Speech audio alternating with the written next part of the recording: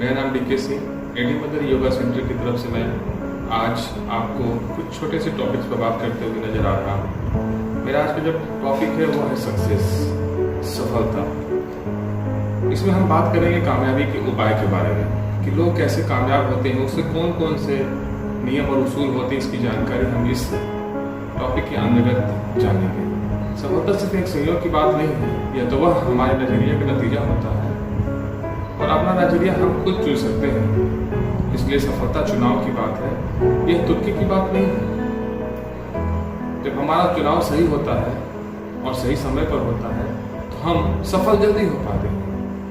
यहाँ पर एक छोटी सी कहानी मैं बताना चाहूँगा। पादरी और एक किसान, और किसान के पास एक खेत है। उसकी एक बात की बात है, एक पादरी साहब रास्ते से गुजर रहे थे। उनके जस्ट बगल में रास्ते में जाते समय उन्होंने देखा एक खेत बहुत ही जबरदस्त फसलों से भरा हुआ था। उसमें जो फसल थे वो लहलहा रहे थे, एकदम अपनी उच्च क्वालिटी के सिस्टम में पहुंचे हुए थे। मतलब बहुत ही अच्छा खेत था। उसको देख करके पादरी के मन में आया कि खेत के मालिक से मुझे मिलना चाहिए, वो किसान से मिलना चाहिए जिसने यहाँ पर फसल उगाया है। और वो पादरी उस किसान के घर की ओर पता करके चल पड़ते हैं। तब तक उधर जो किसान था वो भी अपने खेत में काम करने के लिए ट्रैक्टर के माध्यम से खेत की ओर ही आ रहा था। इतने में दोनों का मुलाकात होता है।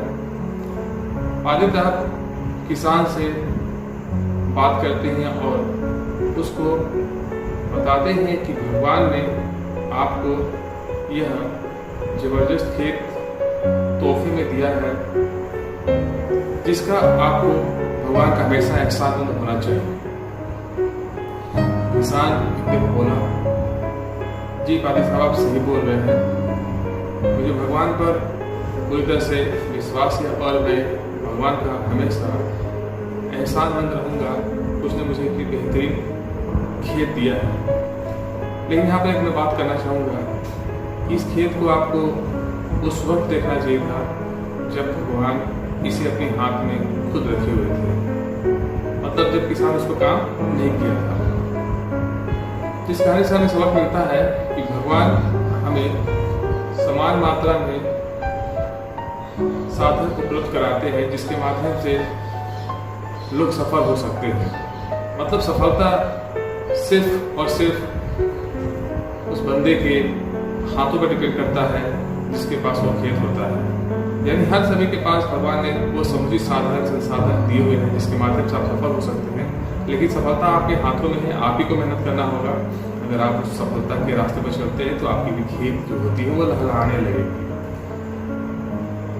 ऐसा क्यों होता है कि एक आदमी एक के बाद एक सफलता हासिल करता चला जाता है जबकि दूसरा आदमी सिर्फ और सिर्फ तैयारी करते रह जाता है।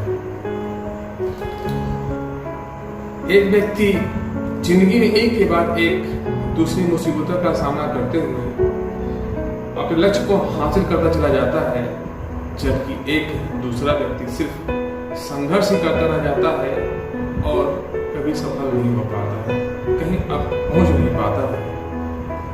यहाँ पर मैं बात करूंगा साधारण व्यक्ति और असाधारण व्यक्ति के बारे में। असाधारण व्यक्ति जो होता है वो अवसरों की तलाश करता रहता है, कोई अवसर मिले और मैं उस पर काम करूं। जबकि जो साधारण आदमी रहता है वो सुरक्षा की खोज करता रहता है। वो सोचता है कितना कम से कम काम करना पड़े और मैं सुरक्षित रहूं।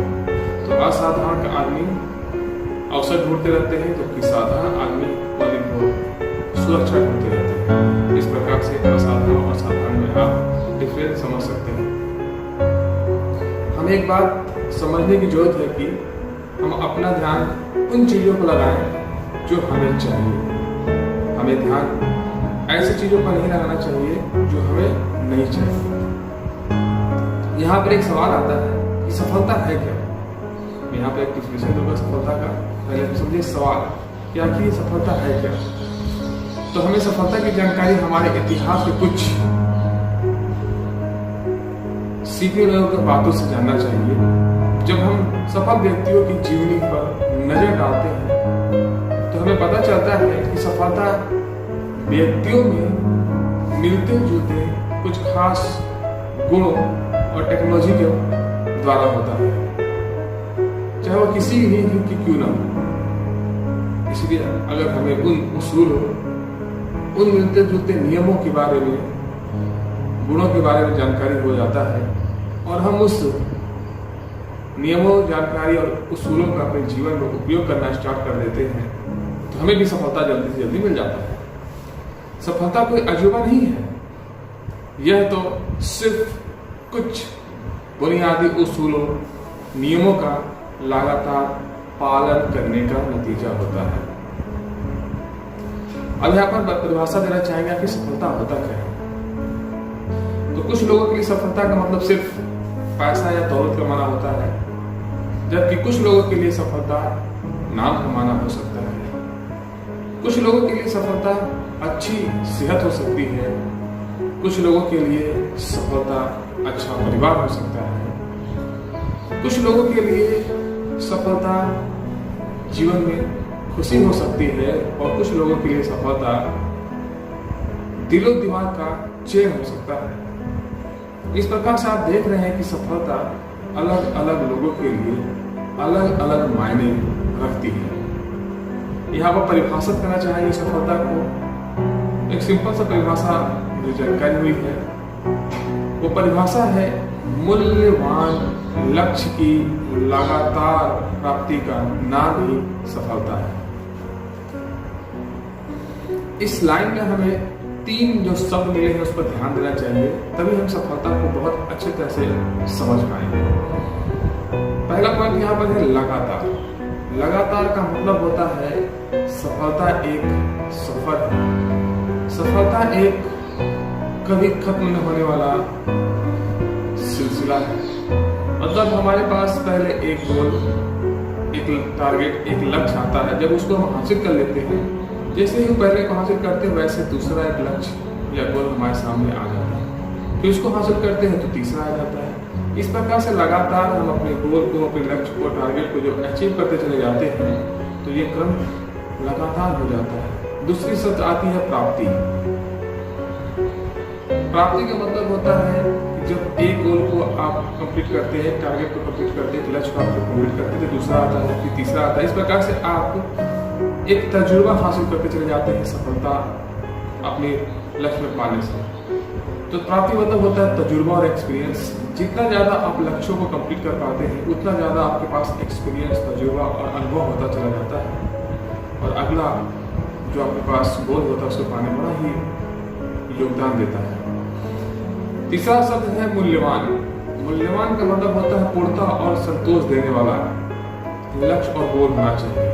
अगर आप ऐसा गोल बनाते हैं, ऐसा लक्ष्य बनाते हैं जिसको हासिल करते हैं और आपके शरीर में, आपके बॉडी में, आपके परिवार में किसी प्रकार का कोई परिवर्तन नहीं होता है, आपके लिए मूल्यवान नहीं होता, वैल्यूबल नहीं होता है, तो आपको वो सफलता अच्छी नहीं लगती है।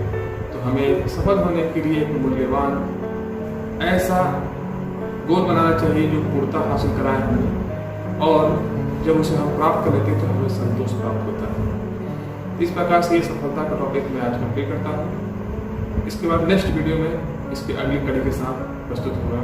धन्यवाद, नमस्कार।